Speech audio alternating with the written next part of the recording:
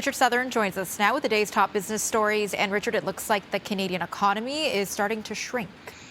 Hello, happy Friday to you, Melissa.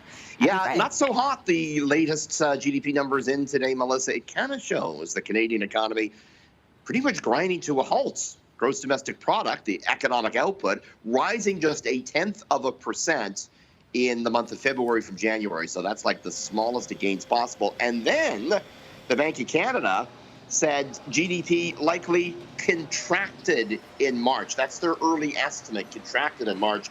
Of course, what's a recession? That's like three quarters of contraction. So could this be the beginning of a recession? We don't know yet. An economic slowdown, though, has been expected.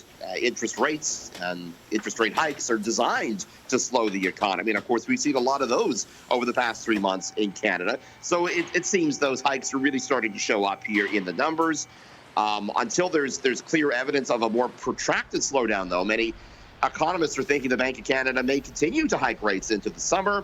So far, the slowdown hasn't affected the labor market, but we'll certainly be keeping a close eye on the jobs figures. You're looking at stocks on the right-hand side of your screen, Melissa. They were up today, and it was a money-making month of April for all the main stock benchmarks. The TSX up more than 2.5% in April. Not too bad. Okay, and we're seeing more plant-based foods in the grocery store lately, but something is stopping Canadians from fully buying in. It's the price. But have you tried the Beyond Meat, the Impossible? You buy that? I've tried it once or twice. Yeah. Not Same here, though. and maybe that might be the case for a lot of Canadians, where they try it and maybe they don't go back. Maybe you're not seeing it available everywhere if you're looking for it. Big research paper in on this from Dalhousie University's Agri-Food and Analytics Lab today.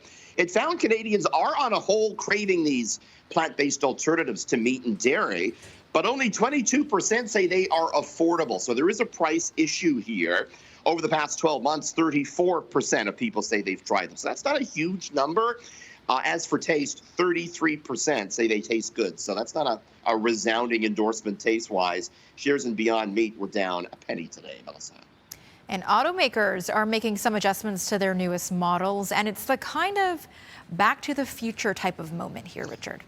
You tell me if you're in favor of this. They're getting rid of the touch screens we see on dashboards, bringing back the old school buttons and knobs. Okay, interesting. Yeah, drivers apparently wanted this. A lot of the automakers say drivers have been reaching out to them saying, we don't want these huge touchscreens that have increasingly adorned the dashboard of cars over the past decade. I mean, you look at the Tesla, and there's like a massive screen in there. Drivers not so hot on that, apparently. Porsche is one of the automakers bringing buttons back to its 2024 Cayenne. Hyundai announcing plans to bring the dials and the buttons back to its vehicle shortly as well.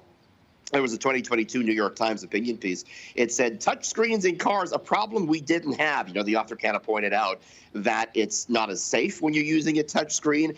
It saves the automaker money, but doesn't really help you any. So interesting that what's old is new again when it comes to the dashboard. Yeah, it looks so sleek, though. Does look pretty cool. Yeah. And, the Teslas, you can play the video games and everything on those screens. But I think when you're driving, you just want something easy sometimes. I totally get that.